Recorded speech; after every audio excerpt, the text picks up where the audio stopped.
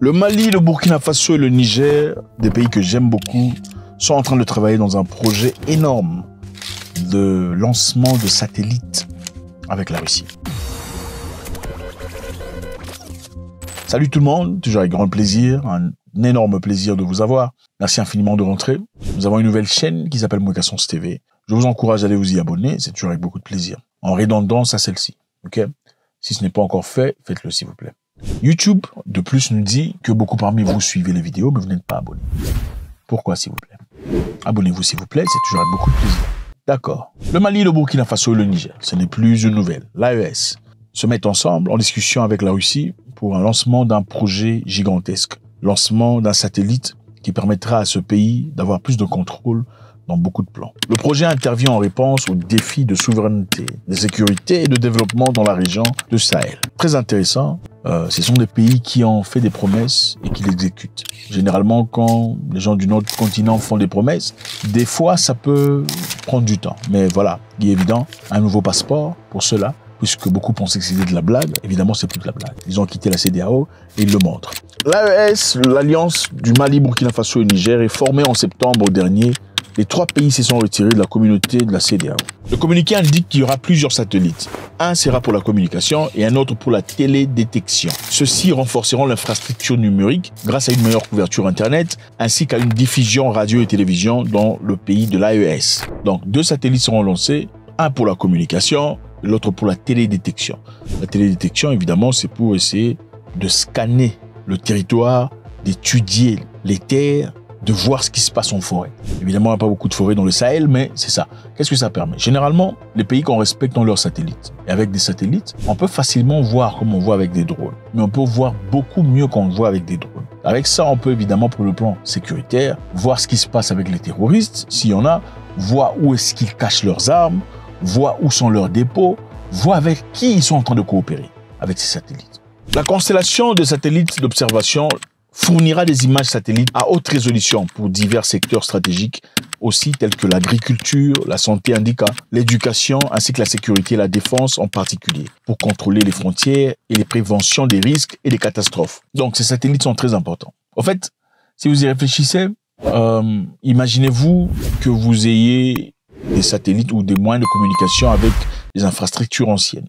On ne sait pas tout à fait comment ils font, le Niger, le Mali, le Burkina Faso, mais supposons qu'ils ont des moyens à travers lesquels ils communiquent, qui sont contrôlés par des forces ennemies. Il est normal de voir un pays utiliser des infrastructures privées d'un autre pays pour faire ses communications, ses appels et tout le bazar. Donc il y a facilité de pouvoir hacker ce que vous avez comme communication, y compris les appels du président de la République, quand on a accès à des infrastructures qui ne sont pas les vôtres. Maintenant, l'une des raisons pour lesquelles il est important que l'on acquiert des éléments et des infrastructures qui sont propres à soi, c'est pour la sécurité. Et voilà pourquoi l'AES a décidé de travailler avec la Russie. Parce qu'évidemment, dans le passé, les Européens vous donnent des infrastructures, mais ce n'est généralement pas pour vous à 100%. Okay?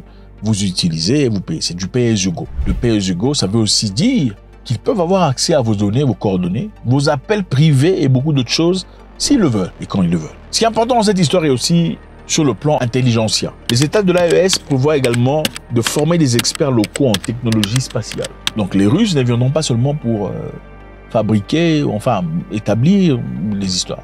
Les Russes viennent pour établir, mais aussi pour former les locaux, dans cette technologie. Il ne s'agit pas seulement de bénéficier de technologies russes, mais de former des experts locaux qui, à terme, assureront une gestion autonome de ces infrastructures, a déclaré le ministre nigérien de la Communication, Sidi Mohamed Raliaou. Encore une fois, pour la plupart des cas, si vous regardez dans beaucoup de pays africains, quand on fait venir des étrangers pour venir construire, que ce soit les routes, les infrastructures de télécommunications, les infrastructures électriques ou autre chose, généralement ces gens viennent, même pour les routes, pour les trains, pour tout ça, les rails, ils construisent ces infrastructures et ensuite se barrent. Quand ils se barrent, ils ne laissent pas la technologie aux locaux. Donc, avec cela, n'importe quand il y aura des soucis, quand vous aurez des difficultés, vous serez obligé de les rappeler pour qu'ils reviennent travailler. C'est un peu comme une souscription à perpétuité. Vous voyez un peu. Maintenant, avec les Russes, c'est pas le cas. Ils disent non, il n'y a pas de souci. On viendra chez vous, on va construire ce qu'il y a à construire, on va établir les satellites, mais par-dessus le marché, on va aussi vous équiper sur le plan intelligentsia, sur le plan intellectuel, afin de savoir comment maintenir, service, manager, gérer tout ce qu'on vous a établi. Parce qu'en fin de compte, c'est à vous. Ça vous appartient. En fait, il y a des pays africains ici, même le train, le rail, on sait, Depuis que le colon a établi les rails jusqu'à aujourd'hui, ce sont le même système que le colon a établi. Pas de différence. Donc si le colon n'est pas là, ils sont incapables de gérer et de manager. Cette histoire nous rappelle une histoire très intéressante. Vous savez, il y a très longtemps, les appels téléphoniques coûtaient très cher. Ça coûtait beaucoup d'argent de le faire. Les appels locaux, hein. Je m'en souviens, il y avait des téléphones là avec antenne, des gros téléphones là comme ça. Je viens de voir, enfin, continuons l'histoire. Je viens de voir un monsieur avec sa femme. Elle est handicapée, mais l'amour que je vois là, c'est inspirant. La femme est handicapée, le monsieur est jeune, pas plus que 37 ans. Mais l'amour que je vois, enfin bref, continuons notre histoire. Le téléphone à l'époque, les gens faisaient des appels, ça coûtait beaucoup trop cher. Et c'était difficile. Ce n'était pas accessible à tout le monde. Parce que ça coûtait cher. Pourquoi? Parce que les appels locaux, même sur place, à chaque fois qu'un Africain au Togo, par exemple, je donne un exemple, voulait appeler quelqu'un au Togo, l'appel partait d'abord vers le satellite qui est établi en Europe et ensuite rentrait au Togo.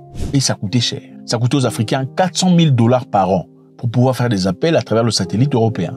Donc les Africains, avec leur téléphone, avaient un satellite européen qui gérait et manageait tous leurs appels. Qu'est-ce qui s'est passé ensuite? Ils se sont mis ensemble, ils ont essayé de discuter, ils sont partis en Côte d'Ivoire et ailleurs pour essayer de former Roscom. L'objectif de mettre de l'argent ensemble, établir un satellite africain pour que, tout le bazar. C'était très difficile, comme vous le savez. Les Africains, généralement, vous font des promesses. Ah, on va mettre l'argent, on va cotiser. Mais quand le temps arrive, aïe, aïe, aïe, les gens disparaissent. Oh, ma mère est morte au village, mais elle n'est pas bien morte parce qu'on l'a vu respirer. Là, je vais un peu pour vérifier si elle est vraiment morte ou elle est respirée. Donc, elle est vivante. C'est compliqué. C'est génétique, apparemment. Il faut vous dire des vérités. Qui choque et blesse. Ici, ça vous blesse pas, vous n'êtes pas un humain. Je suis désolé. C'est ça. Ça a continué comme ça, c'était compliqué. Les gens se plaignaient. Enfin, Rosacom, je crois. En fin de compte, c'est lui le monsieur, Mohamed Kadhafi, qui s'est levé disant, vous avez besoin de combien pour acheter votre satellite? Les Africains ont dit, on a besoin de 500 millions de dollars pour établir notre propre satellite. Mais si on n'a pas 500 millions de dollars pour notre propre satellite, on sera obligé de payer 400 millions de dollars chaque fois aux Européens pour faire des appels partant de l'Afrique vers l'Europe pour rentrer en Afrique. Kadhafi entra ses mains dans ses poches et il sortit 400 millions de dollars sur 500 millions. Il était capable de payer 500 millions, mais il n'a pas payé 500 millions, évidemment. Bien que j'ai de l'argent, je voudrais aussi vous donner l'occasion de participer, de contribuer. C'est comme ça que les Africains, pour la toute première fois, ont eu leur propre satellite. Télécommunication. Travail de mémoire. Donc c'est ça. Le Mali, le Burkina Faso, le Niger, encore une fois, se démarquent. Ils ne sont pas vos amis. Ils ne sont pas vos frères. Il faut arrêter vos histoires de fraternité à la con. D'ailleurs, vous êtes des menteurs. Vous mentez aux gens, vous ne priez pas. Vous ne vous aimez pas. Il faut arrêter. Vous n'êtes pas frères. Vous servez des gens. Quand tu veux quelque chose de quelqu'un, tu l'appelles mon frère, mon frère, mon frère. Quand il n'a plus rien à t'offrir, le gars là, je l'avais vu, c'est comme ça. C'est comme ça que vous faites. Sinon, vous parlerez dans les métros, vous direz bonjour, vous ne le faites pas. Il n'y a pas de fraternité. Il y a plus de fraternité entre noir et blanc qu'il y en a entre noir et noir. Il faut vous dire les vérités. C'est ça. Vous êtes plus fraternel aux blancs que vous n'êtes... Bon. Mali, Burkina Faso, Niger, ils sont pas vos amis. Eux, ils sont différents. Bon courage. Ça fait du bien de le savoir. C'est un projet qui commence, qui protégera l'intégrité informationnelle des données du pays, des 3 pays qui sont aujourd'hui une confédération. Faites-moi savoir ce que vous en pensez. J'aurai beaucoup de plaisir. Est-ce que vous pensez que le Mali, le Niger, le Burkina Faso sont partis pour le meilleur? Ou finalement, en fin de compte, ils seront obligés de rentrer dans la CEDEAO? God bless.